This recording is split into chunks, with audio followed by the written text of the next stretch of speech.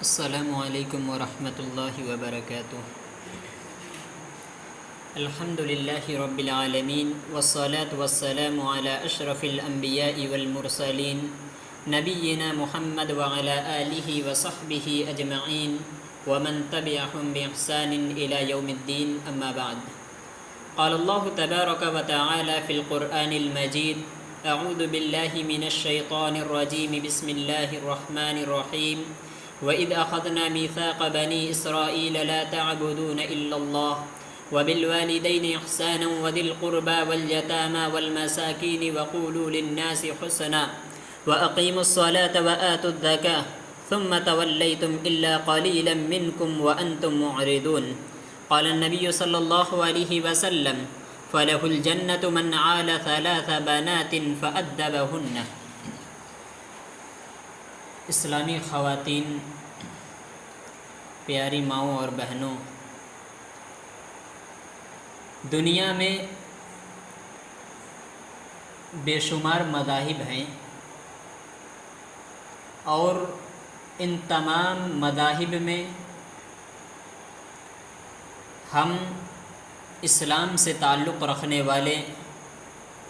اسلام کے متبعین، نبی کریم صلی اللہ علیہ وسلم کے پیروکار ہیں۔ اللہ تبارک و تعالی نے ہمیں ایمان کی دولت سے نوازا ہے۔ اگر ہم دیگر مذاہب کا معائنہ کریں، اس کا مطالعہ کریں، تو جو مقام و مرتبہ عورت کا اسلام میں ملتا ہے، جو اسلام نے عورت کو حیثیت دیا ہے، مقام و مرتبہ دیا ہے، دنیا کے کسی مذاہب نے نہیں دیا۔ دنیا کے کسی مذاہب میں وہ مقام و مرتبہ نہیں ملتا جو اسلام نے عورت کو دیا ہے۔ نبی کریم صلی اللہ علیہ وسلم کا ظہور اس وقت ہوا، ہم اور آپ یہ اچھی طرح جانتے ہیں کہ جب پورا عرب، خطہ عرب اس وقت عورتوں پر ظلم و تشدد کے پہاڑ توڑ رہے تھے۔ عورت اس وقت مظلوم تھی، عورت کو منحوس مانا جاتا تھا، عورت کو اس معاشرے میں کوئی اہمیت نہیں دی جاتی تھی، عورت کو اس معاشرے میں کوئی مقام نہیں دیا جاتا تھا، حتیٰ کہ اسے جینے کا حق بھی نہیں تھا۔ جب لڑکی جنم لیتی، تھوڑی ہی سے عمر ان کے پہنچتی، تھوڑی سی بڑی ہوتی تو اسے زندہ ہی دفن کر دیا جاتا۔ لیکن اسلام جب آیا، اسلام کا ظہور ہوا، نبی کریم صلی اللہ علیہ وسلم پر آیت کریمہ نازل ہوئی: بِأَيِّ ذَنبٍ قُتِلَتْ، کہ ان لوگوں سے سوال کیا جائے گا۔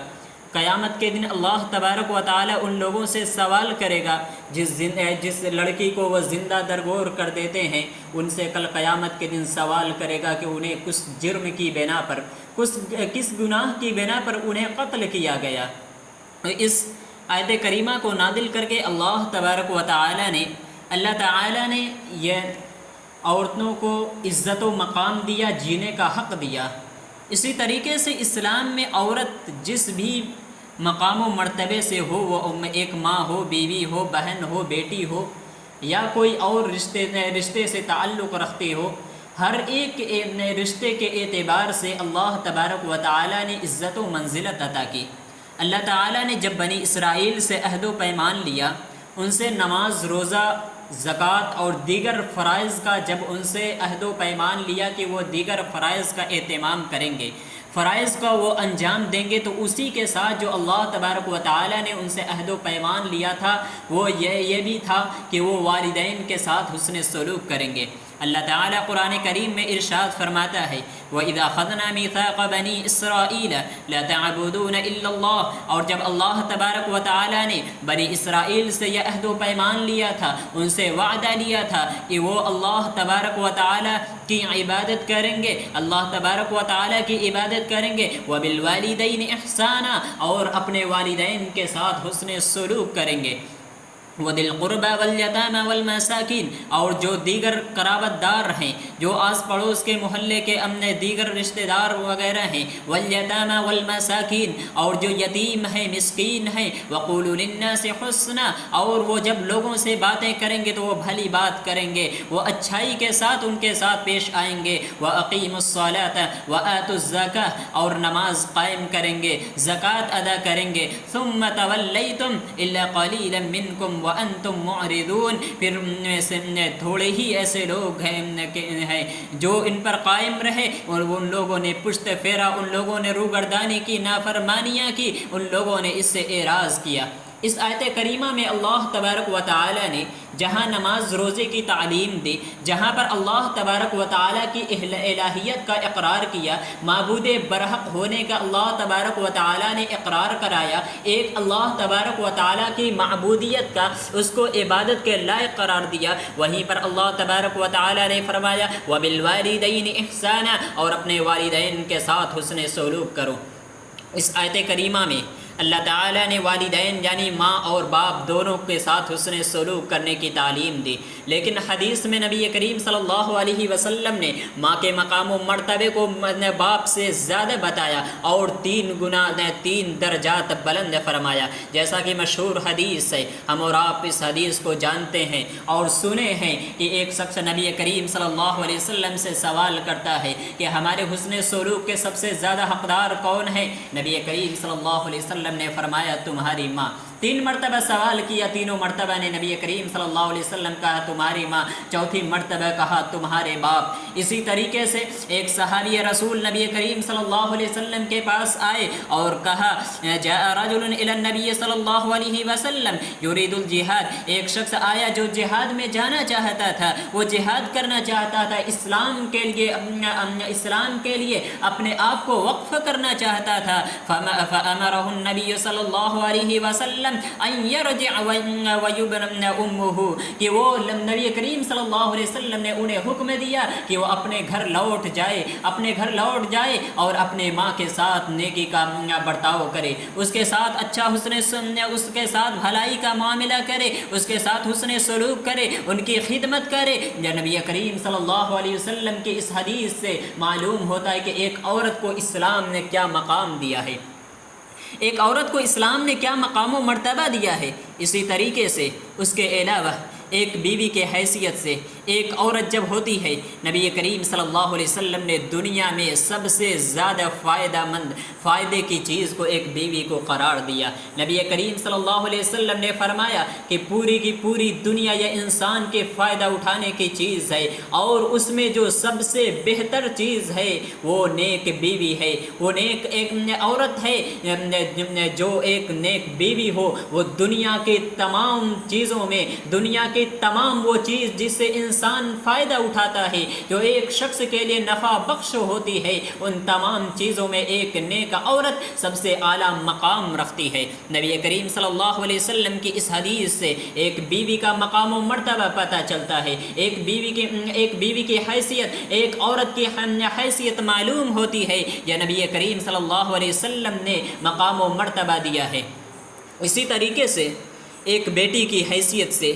نبی کریم صلی اللہ علیہ وسلم نے فرمایا فَلَهُ الْجَنَّةُ مَنْ عَالَ 3 بَنَاتٍ فَأَدَّبَهُنَّ، کہ جس شخص کے پاس 3 بیٹیاں ہوں اور وہ اس کے ساتھ اس کی اچھی پرورش کرے، اسے ادب سکھلائے، حسن سلوک کرنا سکھلائے، اس کو اچھی تعلیم دے، تو اللہ تبارک و تعالی نبی کریم صلی اللہ علیہ وسلم فرماتے ہیں اس شخص کے لیے اللہ تعالی کے یہاں جنت ہے۔ یعنی ایک بیٹی کی پرورش پر، جس کے پاس 3 بیٹیاں ہوں، اور ایک مرتبہ نبی کریم صلی اللہ علیہ وسلم سے پھر پوچھا گیا اللہ کے رسول جس کے پاس 2 بیٹیاں ہوں، جس کے پاس 1 بیٹیاں ہوں، تو نبی کریم صلی اللہ علیہ وسلم نے ان کے لیے بھی یہی حکم فرمایا، اور ایک دوسری حدیث میں فرمایا اپنی دونوں انگلیوں کو اکٹھا ملا کر فرمایا کہ میں اور وہ شخص جو اپنی بیٹیوں کی پرورش کرے گا، انہیں اچھی تعلیم دے گا، انہیں ادب سکھلائے گا، حسن سلوک کرنا سکھلائے گا، تو ایسا شخص جنت میں ایسے ہی رہے گا جیسے کہ یہ دونوں انگلیاں آپس میں ملی ہوئی ہے، یعنی وہ نبی کریم صلی اللہ علیہ وسلم کے ساتھ وہ اعلیٰ مقام میں ہوگا، جنت میں وہ اعلیٰ مقام پائے گا۔ یعنی بیٹی کی پرورش کرنے پر، انہیں ادب سکھلانے پر اللہ کے نبی نے جنت کی بشارت دی ہے۔ یہ تمام نصوص اس بات پر دلالت کرتی ہے کہ اسلام نے ایک عورت کو مقام و مرتبہ دیا ہے، اسلام نے عورت کو مقام و مرتبہ دیا ہے۔ اسی طریقے سے نبی کریم صلی اللہ علیہ وسلم نے فرمایا حبب الی من الدنیا النساء والطیب وجعلت قرۃ عینی فی الصلاۃ۔ نبی کریم صلی اللہ علیہ وسلم نے فرمایا کہ مجھے دنیا کی چیزوں میں سب سے محبوب چیز عورت اور خوشبو ہے۔ وجعلت قرۃ عینی فی الصلاۃ، اور نماز کو میری آنکھوں کی ٹھنڈک بنایا گیا ہے۔ اس حدیث سے بھی ایک عورت کی منزلت، اس کا مقام و مرتبہ پتہ چلتا ہے۔ اسلام نے عورت کو بہت ہی مقام و مرتبہ دیا ہے۔ آج بہت سے مذاہب اسلام پر طنز کرتے ہیں، خاص طور پر ہمارے ہندوستان میں ہندو مذہب کے لوگ اسلام کے مخالفت میں نہ جانے اسلام کو کیا کیا کہتے ہیں، اور جو ہندو ہمیشہ اس عورتوں کے حقوق کے لیے، عورت کے آزادی کا نعرہ لگاتے ہیں، وہ خود نہیں جانتے کہ اسلام نے عورت کو کیا مقام و مرتبہ دیا ہے، اور خود ان کے مذہب نے عورت کو کیا حیثیت دیا ہے۔ لوگوں کے سامنے اسلام کو غلط طریقے سے پیش کر کے لوگوں کے سامنے اپنے مذاہب کو وہ آزاد طریقے سے وہ پیش کرتے ہیں، اور لوگوں کو اس میں الجھانے کی کوشش کرتے ہیں۔ وہ بتاتے ہیں کہ اسلام نے عورت کو قید کیا ہے۔ اللہ تبارک و تعالی نے عورت کو نرم و نازک بنایا۔ عورت کا مطلب ہی ہوتا ہے ایسی چیز جس کو چھپائی جائے۔ عورت کو اللہ تعالیٰ نے نرم و نازک بنایا، اس کو اللہ تبارک و تعالیٰ نے منزلت دیا، اسی طریقے سے اس کے اندر کشش رکھی تو اللہ تعالیٰ نے انہیں پردے کا بھی حکم دیا۔ اللہ تعالیٰ قرآن کریم میں ارشاد فرماتا ہے وَقَرْنَ فِي بُيُوتِكُنَّ وَلَا تَبَرُّجْنَ تَبَرُّجَ الْجَاهِلِيَّةِ الْأُولَى، کہ تم اپنے گھروں میں رہو،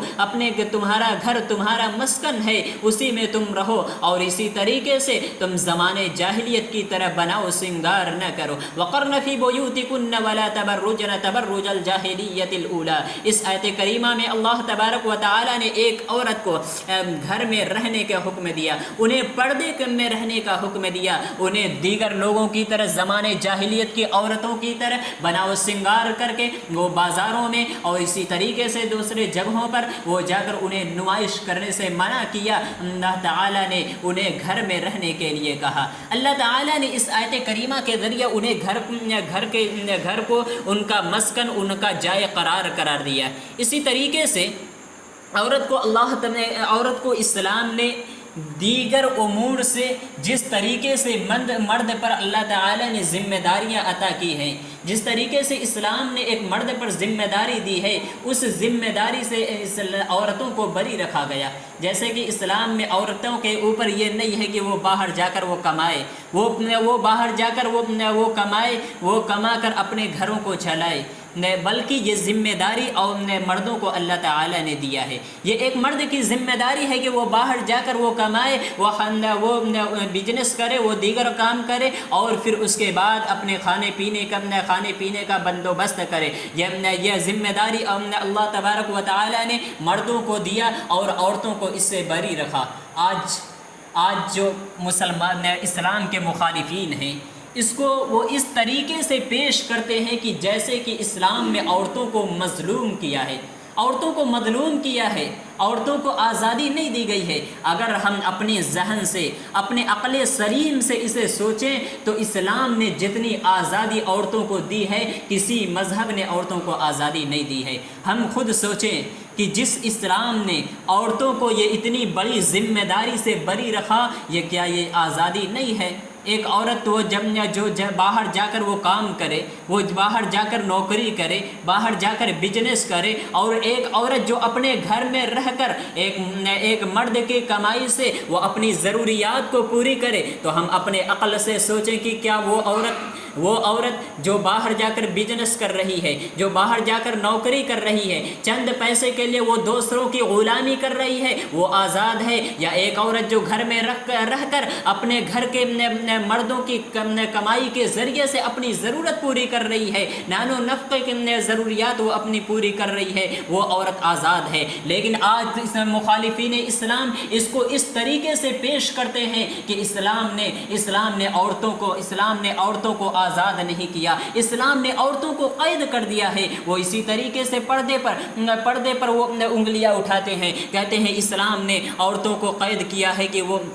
وہ پردے میں رہے، بلکہ چاہیے یہ کہ جس طریقے سے ایک مرد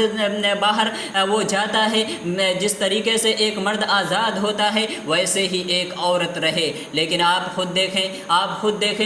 آپ دوسرے ممالک کا دیکھیں، جہاں پر عورتوں کو بالکل آزاد رکھا گیا ہے، وہاں عورتوں کی کیا حال ہے، وہاں عورتوں کی کیا حیثیت ہے ایک مرد کی نگاہ میں۔ وہ ان کی عزتیں بس گھر کی چار دیواری میں محفوظ ہیں، وہ باہر ان کے کوئی پوچھنے والا نہیں ہے، ان کی کوئی بھی عزت نہیں، کوئی بھی حیثیت نہیں ہے، اور لوگ کس نظروں سے انہیں دیکھتے ہیں، کس طریقے سے ان پر باتیں کرتے ہیں، یہ نہیں ہم سوچ نہیں سکتے۔ تو اسلام نے عورتوں کو جو پردے کا حکم دیا ہے، وہ پردوں کا جو حکم دیا ہے، یہ ان کی حفاظت کا ذریعہ ہے، ان کی حفاظت کیا ہے جو کہ دیگر مذاہب نے نہیں کیا۔ اسلام نے عورتوں کو اکیلے باہر جانے سے منع کیا ہے۔ یہ اگر ہم اپنے آزاد خیالی سے اسے سوچیں تو ہم کہیں گے کہ اسلام نے عورتوں کو قید کیا ہے، لیکن ہم جانتے ہیں کہ اللہ تعالیٰ نے عورتوں کو مرد کے مقابلے میں نازک، نرم اور کمزور پیدا کیا ہے۔ وہ ہر اعتبار سے، وہ جسم کے اعتبار سے بھی نرم و نازک اور کمزور ہوتی ہے، وہ خود اپنی حفاظت نہیں کر سکتی، اور اس کو ہم اور آپ خود بخوبی جان سکتے ہیں، ہم اور آپ اس کو سمجھتے ہیں۔ تو اللہ تعالیٰ نے یہ جو حکم دیا ہے کہ آپ جب باہر جائیں تو کسی محرم کے ساتھ جائیں، تو یہ ان کے حفاظت کے لیے، ان کی نگرانی کے لیے اللہ تعالیٰ نے یہ حکم دیا ہے۔ اسلام نے یہ حکم دیا ہے ان کی حفاظت کے لیے، یا اس کے لیے قید نہیں ہے۔ اسلام نے عورتوں کو آزاد رکھا ہے، وہ جہاں چاہے جا سکتے ہیں، وہ جہاں چاہے جائیں، لیکن ایک لمٹ دیا ہے کہ وہ اگر باہر جا رہے ہیں تو ان کے لیے ضروری ہے کہ وہ کسی محرم کے ساتھ جائیں، تاکہ ان کی عزتیں محفوظ ہو، ان کی جان محفوظ ہو۔ وہ اسلام نے عورتوں کو کہیں بھی جانے سے منع نہیں کیا، وہ گھومنے جانا چاہتی ہیں وہ جا سکتی ہیں، پارک میں جانا چاہیں جا سکتی ہیں، وہ تعلیم حاصل کرنا چاہیں جا سکتی ہیں، لیکن اسلام نے ایک لمٹ دیا ہے ان کی حفاظت کے لیے، ان کی عزت کی حفاظت کے لیے، ان کی جان کی حفاظت کے لیے۔ یہ اسلام کی تعلیم ہے، اور اسلام کے ہر ایک تعلیم میں عورتوں کے لیے فائدہ ہے، جس کی وجہ سے اسلام نے یہ حکم دیا ہے۔ لوگ ہمارے سامنے اس طریقے سے پیش کرتے ہیں کہ لوگ سمجھتے ہیں کہ اسلام نے عورتوں کو قید کیا ہے، لیکن حقیقت میں جتنی آزادی اسلام نے عورتوں کو دی ہے کوئی مذہب نہیں دیا ہے۔ اب دنیا کے تمام مذاہب کو پڑھ لیں، دنیا کی تمام مذاہب کو آپ دیکھ لیں، جس طریقے سے ایک عورت کو مقام دیا ہے اسلام نے کسی بھی مذہب نے نہیں دیا ہے۔ آج یہ جو ہندو مذہب کے لوگ مسلمان کے عورتوں پر ہمیشہ حقوق نسواں کے نعرہ لگاتے ہیں، اگر ان کی مذہب کو دیکھیں تو خود معلوم چلے گا کہ ان کے یہاں ایک عورت کی کیا حیثیت ہے۔ اسلام نے عورتوں کو شادی کر کے انہیں اپنے گھر بسانے کا حکم دیا۔ اگر انہیں طلاق کسی وجہ سے طلاق ہو جائے، یا پھر ان کے شوہر فوت ہو جائیں، دوبارہ نکاح کر کے اسلام نے یہ حکم دیا ہے، یہ اجازت دی ہے کہ وہ اپنا گھر دوبارہ سے وہ بسا سکیں، دوبارہ اپنی زندگی کو وہ سنوار سکے۔ لیکن جو لوگ حقوق نسواں کا نعرہ لگاتے ہیں، آپ خود ان کے مذہب کو دیکھیں۔ ہندو مذہب میں بہت سی کتابیں ان کے مذہبی کتابیں ہیں، ان میں ایک منو اسمرتی جو عائلی زندگی کے متعلق ہے، یعنی خاندانی زندگی، انسان کی خاندانی زندگی کیسی ہوتی ہے، گھریلو زندگی کے متعلق وہ کتاب لکھی گئی ہے۔ اس کتاب میں ہندو مذہب کے قوانین ہیں، اسلام نے جس طریقے سے ایک عورت کے طلاق یا پھر اس کے شوہر کے فوت ہو جانے کے بعد دوبارہ انہیں شادی کرنے کا حکم دیا، اور ویسے ہی مقام و مرتبہ دیا جس طریقے سے ایک کنواری لڑکی کا جس طریقے سے مقام و مرتبہ ہوتا ہے۔ لیکن آپ ہندو مذہب میں دیکھیں، آپ ان کے یہاں اگر کسی شوہر کا انتقال ہو جاتا ہے یا کسی وجہ سے ان کے یہاں طلاق ہو جاتی ہے، تو ایک عورت کے لیے اس کے لیے جائز نہیں ہے کہ وہ دوبارہ نکاح کرے، دوبارہ وہ نکاح نہیں کر سکتی۔ اور صرف اتنا ہی نہیں ہے کہ اگر شوہر فوت ہو جائے یا پھر طلاق دے دے، تو وہ جس طریقے سے ایک دیگر عورتیں اپنے معاشرے میں عزت و تکریم کے ساتھ رہتی ہیں، وہ اس طریقے سے نہیں رہ سکتی، اس طریقے سے اسے رہنے کا حق نہیں ہے۔ بلکہ منو اسمرتی کہتی ہے کہ جس عورت کے شوہر مر جائیں، اس کے شوہر فوت ہو جائیں، انہیں اس کے معاشرے میں انہیں رہنے کا حق نہیں ہے، بلکہ اس کے لیے چاہیے کہ وہ جنگلوں میں نکل جائے اور جنگلوں میں اکیلے سنسان جگہ پر وہ اپنی زندگی گزارے، اور اسی طریقے سے وہ جتنی چاہے وہ جتنا ہو سکے اپنے آپ کو تکلیف دے، اس کے لیے یہ اس کے حق میں خیر ہوگا۔ اور اسی طریقے سے وہ اپنے کھانے پینے کو بھی چھوڑ دے، اس کے لیے کھانا پینا جائز نہیں ہے، حتیٰ کہ جب وہ بہت زیادہ بھوک سے نڈال ہو جائے، جب اسے صبر نہ کر پائے، تو صرف اتنا کھانے کا حق ہے کہ جس سے وہ اپنی جان بچا سکے، یا اس مذہب کے خاندانی زندگی کے اس عورت کے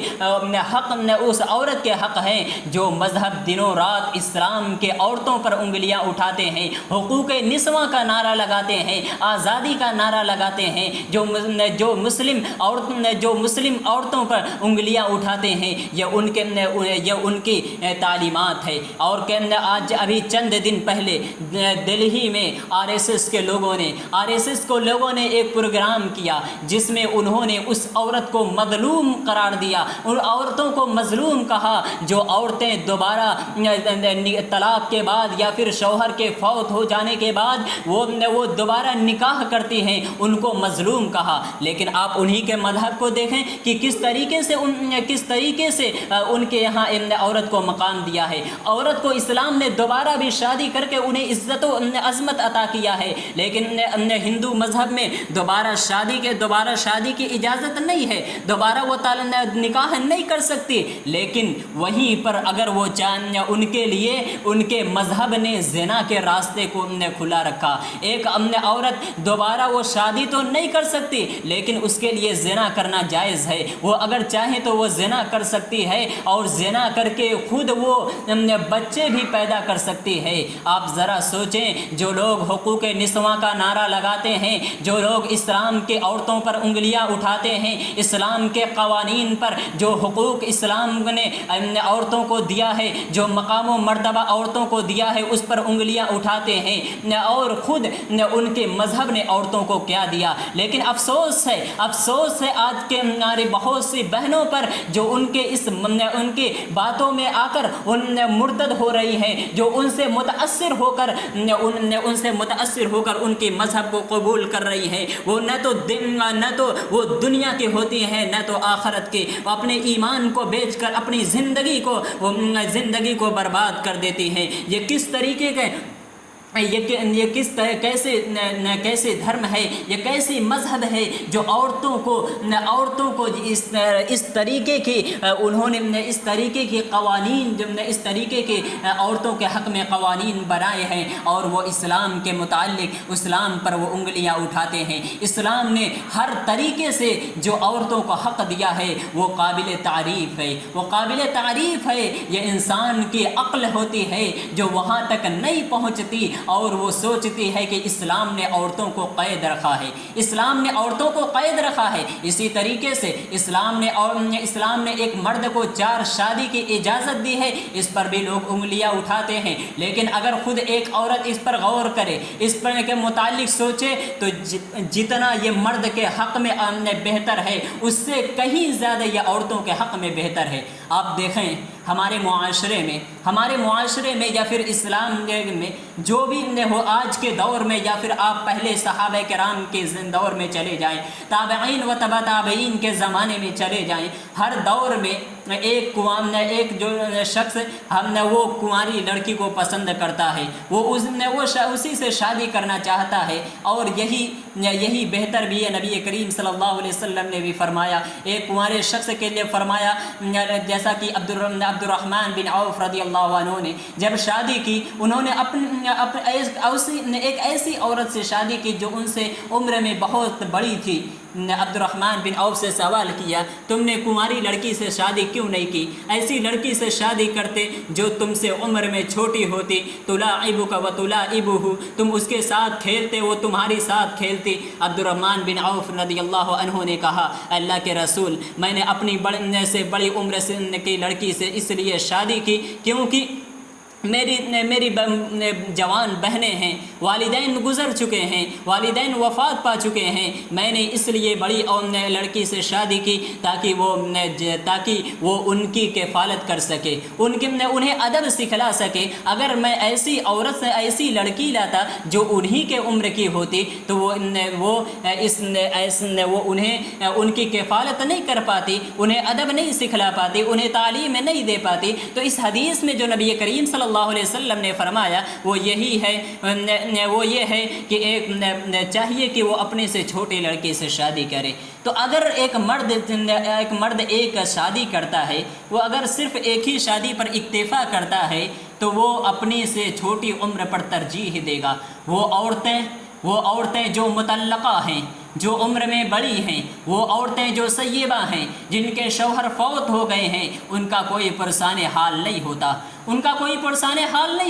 ان کے اوپر چھت نہیں ہوتے، ان کی عزت محفوظ نہیں ہوتی، ان کی کوئی کفالت کرنے والا نہیں ہوتا۔ تو اسلام نے 4 شادی کی اجازت دے کر انہیں بھی مقام دیا کہ ایک شخص اگر 2-3 شادی کرے گا تو وہ ایسی عورتوں کو بھی لائے گا جو سیبہ ہوں گی، جو مطلقہ ہوں گی، جب دوبارہ شادی کرے گا تو ایسی عورتوں کو وہ ترجیح دے گا۔ یہ ایک عورت کے حق میں بہتر ہوگا، ایک عورت کے حق میں یہ خیر کا باعث ہوگا۔ ایک عورت نے جس کی زندگی اجڑ گئی ہو، جس کے سر پہ کوئی چھت نہ ہو، جس کا کوئی پرسان حال نہ ہو، جس کا کوئی کفالت کرنے والا نہ ہو، جس کی زندگی جس کے نان و نفقہ اور اس کے خرچ کو برداشت کرنے والا کوئی نہ ہو، تو ایک مرد دوسری شادی کر کے انہیں عزت و عظمت کی زندگی عطا کر سکتا ہے، اس کے سر پر چھت دے سکتا ہے۔ یہ ایک عورت کے حق میں بہتر ہے۔ یہ اسلام کے اگر ایک قوانین پر ہم دیکھیں، اس پر غور و فکر کریں، اس پر ہم تدبر کریں اور اس کو ہم اپنے عقل سلیم سے سوچیں، تو اسلام کا کوئی بھی قانون ایسا نہیں ہے جو کسی بھی انسان کے حق میں بہتر نہ ہو، جو کسی بھی انسان کے حق میں نقصان کا باعث ہو، اس کے لیے بہتر نہ ہو، بلکہ اسلام کا ہر قانون، ہر ایک چیز اسلام نے جو ہر ایک کے حق میں بہتر اور افضل ہے۔ تمام مذاہب کو دیکھ لیں، آپ عیسائیت کو دیکھیں، یہودیت کو دیکھیں، اس کے علاوہ آپ دوسرے مذاہب کو دیکھیں، ہر مذہب میں عورتوں کو، کسی مذہب میں عورت کو ناپاک کہا گیا، کسی مذہب میں عورت کو منحوس کہا گیا، کسی مذہب میں عورت کو کہا گیا کہ یہ نیکی سے روکنے والی چیز ہے۔ اور عیسائی مذہب میں اگر ہم دیکھیں تو ان کے یہاں جو پادری یعنی جو عیسائی کے عالم ہوتے ہیں انہیں شادی کرنے کی اجازت نہیں ہوتی۔ وجہ یہ ہے، وہ کہتے ہیں کہ ایک عورت منحوس ہے، ایک عورت نیکی کے راستے میں رکاوٹ ہے، اور جب کوئی شخص شادی کر لیتا ہے تو اس کے راستے میں یا اس کے خیر کے راستے میں رکاوٹ بنتی ہے، اس لیے ان کے یہاں جو عالم ہوتے ہیں انہیں شادی کرنے کی اجازت نہیں ہے۔ اسی طریقے سے آپ اسلام میں دیکھیں، اسلام میں آئیں تو اللہ نبی کریم صلی اللہ علیہ وسلم فرماتے ہیں کہ جو شخص شادی کرتا ہے، جو شخص نکاح کرتا ہے تو اس کے نصف ایمان کو اللہ تعالیٰ مکمل کر دیتا ہے، وہ عورت اس کے نصف ایمان کے مکمل ہونے کا باعث بنتی ہے۔ اور اسی طریقے سے نبی کریم صلی اللہ علیہ وسلم نے فرمایا کہ تم اگر غریب ہو، مسکین ہو، تم شادی کرو، اللہ تعالیٰ تمہیں اپنے فضل سے غنی کر دے گا۔ تو جہاں پر ایک عورت ایک مرد کے لیے ایمان کے کاملیت کا ذریعہ ہے، سبب ہے، وہیں پر اس کے لیے رزق کا بھی سبب ہے۔ رزق اللہ تبارک و تعالی ایک عورت کے نصیب سے نازل کرتا ہے۔ اسی طریقے سے ہم دیکھیں تو بہت کے نہ جانے ایک عورت کے اسلام نے جو مقام و مرتبہ دی، بے شمار قرآن و احادیث میں بے شمار مقام و مرتبے ہیں، مقام و مرتبے فضیلت ایک عورت کے مقام و مرتبے سے قرآن و احادیث بھرے پڑے ہیں۔ صحابہ کرام کہا کرتے تھے، ایک صحابہ رضی اللہ عنہ کا قول ہے کہ مجھے افسوس ہوتا ہے ایسے شخص پر جو بغیر شادی کے وہ غنی ہونے کا سوچتا ہے، ایسا شخص جس نے شادی نہیں کی، جس نے نکاح نہیں کیا اور وہ مالداری تلاش کرتا ہے، وہ سوچتا ہے کہ ہمیں رزق ملے، ہم مالدار ہو جائیں، ہم غنی ہو جائیں، ایسے شخص پر افسوس ہے۔ اللہ تعالیٰ نے شادی میں برکت رکھی ہے، ایک عورت سے شادی کرنے میں اللہ تعالیٰ نے برکت رکھی ہے، اور ایسے جو شخص چاہتا ہے کہ مالدار ہو، غنی ہو، وہ فقر و فاقہ سے بچے، تو اسے چاہیے کہ وہ شادی کرے۔ یہ ایک عورت کا مقام و مرتبہ ہے، اسلام نے جو انہیں دیا ہے۔ اسلام نے ہر طریقے سے عورت کو قدر و منزلت، انہیں مقام و مرتبہ عطا کیا ہے۔ دیگر مذاہب کے برعکس جتنا اسلام نے مقام و مرتبہ دے دیا ہے کسی مذہب میں نہیں دیا گیا۔ تو ہمیں چاہیے کہ ہم اسلام کی منزلت کو سمجھیں، اور جو غیر قومیں، غیر مسلم ہمیں یہ گمراہ کرنے کی کوشش کرتے ہیں، ہمیں یہ بتلاتے ہیں کہ اسلام نے تمہیں قید کیا ہے، اسلام نے آزادی نہیں دی ہے، دوسرے مذاہب تمہیں آزاد کرتے ہیں، دوسرے مذاہب تمہیں آزادی دیتے ہیں، تو یہ صرف اور صرف ہمارے عقل کا، ہماری نظروں کا دھوکہ ہے۔ یہ ہماری نظروں کا، ہمارے عقل کا دھوکہ ہے، اور اس دھوکے میں بہت سے لڑکیاں اس وقت آ رہی ہیں، ان کے جھانسے میں پھنس رہی ہیں۔ ضرورت اس بات کی ہے کہ ہم اسلام کو سمجھیں، اسلامی تعلیمات کو پڑھیں، اسلام کے متعلق ہم تعلیمات حاصل کریں، اور سب سے اہم چیز اپنی نسل کی ایمان کی حفاظت کے لیے ہر والدین کی یہ ذمہ داری بنتی ہے کہ وہ اپنی بیٹیوں کو، اپنی اولاد کو، اپنی نئی نسل کو ان کے جو اسلام نے قدر و منزلت دیا ہے وہ انہیں بتائیں، وہ انہیں سمجھائیں، تاکہ وہ اپنے ایمان کی ان کا ایمان حفاظت رہے، ان کا حفاظت میں رہے، محفوظ رہے، وہ صحیح سالم رہیں۔ ورنہ یہ جس دور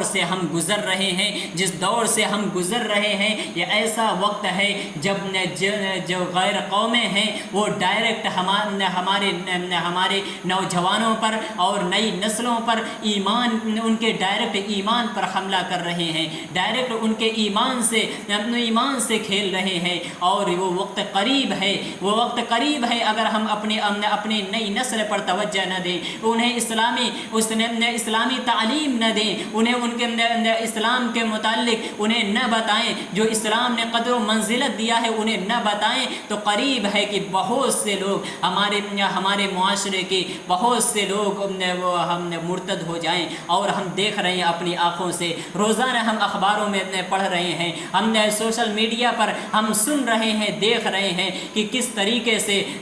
لوگ دشمن کے جھانسے میں پھنستے چلے جا رہے ہیں، کس طریقے سے ان کے بہکاوے میں، ان کی گمراہیوں میں آ رہے ہیں۔ لہذا ضرورت اس بات کی ہے کہ ہم اسلام کو پڑھیں، اسلامی تعلیمات کو سمجھیں، اسلام کی قدر و منزلت کو سمجھیں۔ اسلام نے جو ہمیں مقام و مرتبہ دیا ہے، خاص طور پر جو عورتوں کو اسلام نے اہمیت دی ہے، قدر و منزلت دیا ہے، اس کو سمجھیں، اور مکمل طور پر اسلام پر اپنے آپ کو کاربند رہنے، اس پر چلانے کی کوشش کریں۔ اخیر میں الہ العالمین سے دعا ہے کہ رب العالمین ہم تمام مسلمانوں کو اپنے دین و ایمان کی حفاظت کرنے کی توفیق عطا فرما۔ الہ العالمین جو لوگ دشمنان کے جھانسے میں پھنس رہے ہیں، جو مرتد ہو رہے ہیں، الہ العالمین انہیں عقل سلیم عطا فرما، انہیں ہدایت عطا فرما۔ آمین تقبل یا رب العالمین۔ والسلام علیکم ورحمۃ اللہ وبرکاتہ۔